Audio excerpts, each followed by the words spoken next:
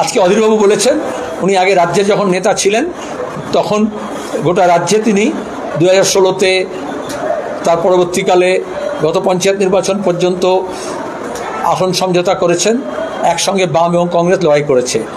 এখন তিনি রাজ্যের নেতা নন, তিনি এখন মুর্শিদাবাদে করে বলতে পারেন মুর্শিদাবাদে অন্তত বাম এবং কংগ্রেস কর্মীরা তারা সহমত এবং তারা এটা অভিজ্ঞতা দিয়ে বুঝেছে একসঙ্গে লড়াই করতে হয়।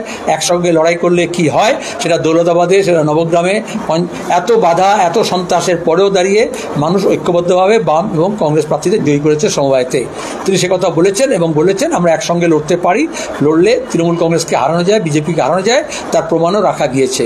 আর এই জন্যই মোহাম্মদ সেলিম এবং অধীর চৌধুরীকে বিজেপি আর তৃণমূল মিলে হারানোর চেষ্টা করেছিল। সব রকমের টাকা পয়সা, মস্তানি, গুন্ডামি, পুলিশকে ব্যবহার করা, নির্বাচন কমিশনকে ব্যবহার করা, গণনায় কারচুপি করা, দাঙ্গা হাঙ্গামা করানো, সাম্প্রদায়িক শক্তিকে ব্যবহার করা, যাতে এইভাবে বিজেপি তৃণমূলকে হারানোর শক্তি এবং বিভাজনকে নাস্তানাবুদ করার মতো শক্তি যাতে না গড়ে ওঠে, সেজন্য আমি তার কথাটাকে স্বাগত জানাচ্ছি।